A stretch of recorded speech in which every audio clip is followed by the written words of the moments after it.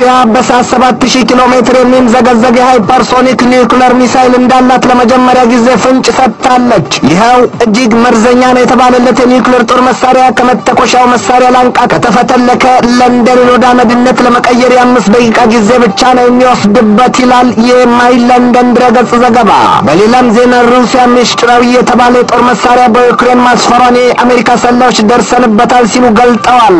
ይህንን ርዕሰ ጉዳይ በዓለም አቀፉ ትንታኔ ዘገባችን መርጠን ተመልክተናል። ከትንታኔ ዘገባው ጋር ትዕግስቱ በቀለ ነኝ። ቻናል ላይ ወቅታዊና ዓለም አቀፋዊ የሆኑ ጉዳዮች ይቀርቡበታል። ይህንን ዩቲዩብ ቻናል ሰብስክራይብ በማድረግ የደውሏን ምልክትንም በመጫን ቤተሰብ እንድትሆኑ ስንል እንጠይቃችኋለን። የአውሮፓውያኑ የ2022 አዲስ ዓመት ከተጀመረ አንስቶ ይሄ ከባለፈው ዘመን የተሻለ ነው ተብሎ የሚመረጥና የሚጠቀስ አንድም ነገር የለም። ለነገሩማ ወደ ኋላ ካሉት ዘመናትም ቢሆን ከ2019 የጀመረው የኮሮና ቫይረስ ወረርሽኝ ድፍን ዓለምን ክፉኛ ማወዛገቡ ከዋና ዋናዎቹ ሲጠቀስ የ2020 ዘመን ደግሞ ትራምፕ ዓለምን የግራ የገመዱበት በተለይም በኢራን ላይ ጥርሳቸውን የነከሱበት በቻይናና በሰሜን ኮሪያ ላይ አይናቸውን ያፈጠጡበት የተቀረውንም ዓለም በረጅሙ ምላሳቸው የበጠበጡበት ሆኖ ላያልፍ ሌላና የደፈረሰ ወደፊት መሰረት ጥሏል። እናም ትራምፕ በአሜሪካን ርብርብ ተወገዱ እንጂ ባጭሩ ከ4 ዓመት የትዕቢት ግብራቸው ቢያልፉ ኖሮ የኢትዮጵያውም የህዳሴ ግድብ በትርም ባይሆን የቅሌት ቆሻሻ ሲጥሉበት እንደነበር አይዘነጋም። ብቻ እባብ የልቡን አይቶ እግር ነሳውን ሆነው እኛ የ76 ዓመቱ ባለጨቅላ አእምሮ እንደ ገፈት እንትፍ ተብለው ቀሩ። አሜሪካ ያገለግሉኛል ስትል በ4 ዓመት አዲስ የምትሰይማቸውም ይሆኑ ዳግም መልሳ የምታስቀምጣቸው ሹማምንቶቿ የሚያወሩ እንጂ የሚተገብሩ የሉባቸውም በሚል በበርካታ ሀገራት ህዝብ ዘንድ በክፉ ምሬትና እርግማን ጭምር ይጠለጠላሉ። እኛ ትዕቢተኛና ለዋቂ ፖለቲከኞች የማይዘሉበትና የማይቧጥጡት ፊት የማያደሙት ልብ የለም። ከነርሱ ውጪ ሀያል ቢሉ ሀብታም፣ ጠቢብ ቢሉ ብርቱ ሌላ ይኖር ዘንድ አይሹም ብቻም ሳይሆን ደቁሰው ሊያስደቁሷቸው እረፍት የላቸውም። አሜሪካ ሳያሸበላ ዝንጀሮ ሲስል ያመሻልናትና ለምትሰራው ክፉ ስራ ሁሉ አንድ ቀን የበቀል በትር እንደማይቀርላት ታውቃለች። እናም በርካታ ሀገራትን እንደ ፈንጂ መሞከሪያ እዚያም እዚህም መኮልኮሏና እንደ እምቧይ ካብ መካቧ አልቀረም። ያቺ ሀገር በፊት አውራሪነት ከመሰረተቻቸው ጥምረቶች እንደ የሰሜን ጦር ቃል ኪዳን ድርጅት ኖርዝ አትላንቲክ ትሪቲ ኦርጋናይዜሽን በምህጻረ ቃሉም ኔቶ ኳድሪላተራል ሴኩሪቲ ዲያሎግ ወይም ኳድ አውኩስ በሚል ሀገራትን ማደራጀቷ ለድፍን ዓለም ግልጥ ነው። ይሁንና ግን የአሜሪካ ሹማምንት እንደ ቻይና፣ ሩሲያ፣ ኢራንና ሰሜን ኮሪያ ላይ የሚፈጽሙት የምላስና የግብር እርምጃ ብዙዎቹ በክፉ ምሬት ውስጥ መግባታቸውና ለበቀል ምላሽ መዘጋጀታቸውን በተመሳሳይ ቃልና ግብር መግለጥ ይዘዋል።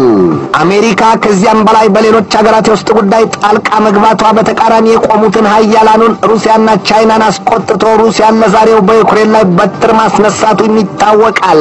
አሜሪካ ሩሲያን ለዚህ ካበቃቻት በኋላ የሚፈሯትን ሀገራት አስተባብራ በሩሲያ ላይ የማዕቀብ ናዳ ማውረዷና ለዩክሬን ደግሞ የጦር መሳሪያ እየጫነች ማጓጓዟ ይታያል። የሩሲያ መሪዎች በበኩላቸው ከአቋማቸው የሚነቀንቃቸው አንዳች ኃይል እንደሌለ በግብር እያሳዩ ነው። የአሜሪካ ሹማምንት በውሸት ቀመር ቆርጦ መቀጠሉን ያውቁበታል። ሰሞኑን ከጀመሩት የውሸት ፕሮፓጋንዳቸው ሩሲያ ኃይሏ ደግሞ ከቻይና የወታደራዊ ድጋፍ ጠይቃለች ማለታቸው ለሌላ ትዝብት አትርፏቸዋል። ቻይና በከፍተኛ ቁጣ የተጠየቁት ቀርቶ ስለ ጉዳዩ የሰማሁት ነገር የለም ስትል ሩሲያ በበኩሏ የራሴ ሊያንሰኝ ቀርቶ ገና ለነርሱም ይተርፋቸዋል ምን አስቸኮላቸው የሚል ምላሽ ሰጥታለች። የቻይና መንግስት ተቆጥቶ ብቻም አላበቃም። በሩሲያ ላይ የተጣለው ማዕቀብ በአስቸኳይ ይነሳ ዘንድ ለአሜሪካ መንግስት ማስጠንቀቂያ ሰጥቷል። ሩሲያ የወታደራዊ ድጋፍ ከቻይና ጠይቃለች የሚለውን ይፋዊ የአሜሪካ መንግስት ለዚያውም የሀገሪቱን መሪ አዛውንቱን ሰው ፕሬዝዳንት ጆ ባይደንን ክስና ማስጠንቀቂያ አላምጣ ያወጣችዋና በንዴት ተንቀናል የሚል ስሜት ትክትክ ግንፍል ያለችው ሩሲያ 7000 ኪሎ ሜትሮችን በአንድ ሰዓት ፉት ጭልጥ አድርጎ የሚምዘገዘግ የሃይፐርሶኒክ ኒውክሌር ሚሳይል እንዳላት አሳይታለች።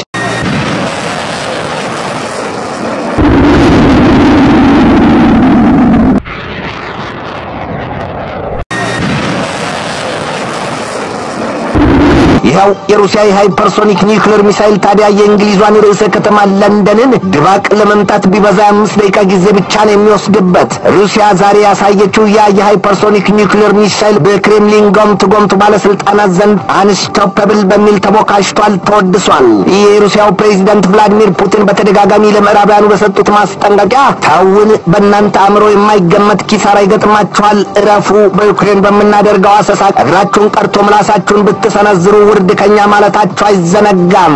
ደሰን ጋዜጣ ዛሬ ማለዳ ላይ በምስል አስደግፎ ባወጣው ዘገባው ሩሲያ በነጭ ባህር ከግዙፍ የጦር መርከቧ የምታስወነጭፈው 9 የጽርክን ሚሳኤል እንደ ናሙና ማሰናዳቷን ገልጧል።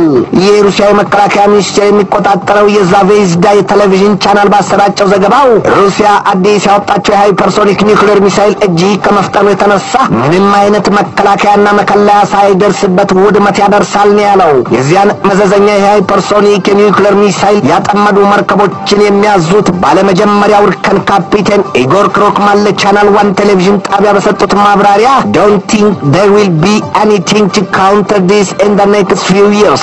አሁን የትኛውም ሀገር እዚህን የኛን መሰል ቀርቶ የሚቀራረብ ስንኳ አስደናቂ ጦር መሳሪያ ይሰራሉ ብለን አያሳስበንም ነው ያሉት። የሩሲያው ፕሬዚደንት ቭላዲሚር ቭላዲሚሮቪች ፑቲን ባለፈው ታህሳስ ወር ባደረጉት በደስታ የተፍነከነከ ንግግር የጽርክን ሚሳኤል አዲሱ ሚሳኤላችን ሲሆን የሚተኮሰው ከባህር ወደ ባህር ላይ ወዳለ ኢላማና እንዲሁም ከባህር ላይ ሆኖ ምድር ላይ ላለ ኢላማ ነው ማለታቸው አይዘነጋም።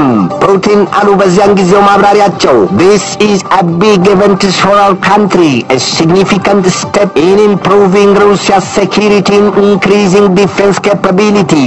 አሁን ፑቲን ደገሙና ሀገራችን ሩሲያ ከዚህ በኋላ ጥርስ ለሌላቸው አንበሶች የመፈንጫና የማስደንገጫ ስፍራ የላትም። ሩሲያ ዩክሬንን ከወረረችበት ጊዜ ጀምሮ የሩሲያው ፕሬዚደንት ቭላዲሚር ፑቲን ለምዕራባውያኑ ሀገራትና መንግስታት በውስጥ ጉዳያችን ጣልቃ አትግቡ፣ ጣልቃ የምትገቡ ከሆነ ደግሞ በታሪካችሁ ከቶም አይታችሁ ምን ሰምታችሁ የማታውቁት ጥፋት ይገጥማችኋል ሲሉ በተደጋጋሚ ማስጠንቀቃቸውና የኒውክሌር ጦር መሳሪያቸውንም በከፍተኛ ተጠንቀቅ ማቆማቸው ይታወቃል።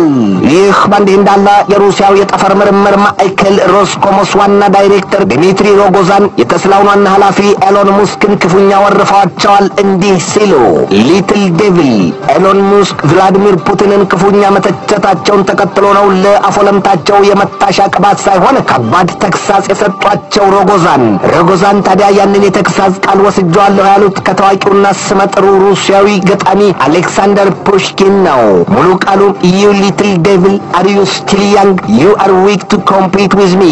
It would only be a waste of time። እንደ የሩሲያው የጠፈር ምርምር ማዕከል ሮስኮሞስ ዋና ዳይሬክተሩ ዲሚትሪ ሮጎዚን እኛ የአሜሪካ ሹማምንት እገሌ ከእገሌ ሳይልና ሳይለይ አስተሳሰባቸው አንድም የመቶ ዓመት ህፃን ሁለትም በእድሜያቸው የገፉ አካላቸው የገዘፈና የገረጀፈ ግን ደግሞ ትዕቢተኞች ናቸው ለማለት ነው።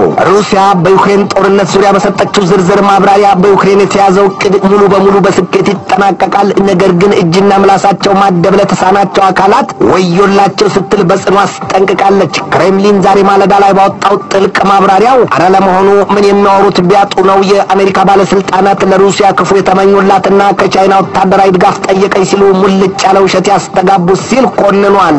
የፑቲን ኃይሎች ሙሉ በሙሉ በእግረኛ ኃይላቸው የዩክሬንን በርካታ ከተሞች መክበባቸው ይነገራል። ብሪታይሪ የሩሲያውን ፕሬዚደንት ቭላዲሚር ፑቲንን በከፍተኛ ደረጃ ማስጠንቀቃቸው ሲሰማ if a single take up of Russian soldiers steps into NATO territory then it would be war። በእርግጥም ሲባልና ሲፈራ የነበረ ጉዳይ ነው። የሩሲያ ጦር አንዲት የክላሽንኮቭ ጥይት በሰሜን ጦር ቃል ኪዳን ድርጅት አባል ሀገራት ላይ ቢተኩስ በተቃራኒውም አንድም የኔቶ ወታደር ለዩክሬን ተደርበው ቢዋጋ ወይም ከኔቶ ወደ ሩሲያ አንዲት የማካሮቭ ሽጉጥ ጥይት እንኳን ብትተኮስ ነገሩ አለቀ፣ ዓለም ድብልቅልቋ ይወጣል። ያ ማለት ደግሞ በብዙዎቹ ሲነገር የነበረው የሶስተኛው ዓለም ጦርነት መሆኑ ነው።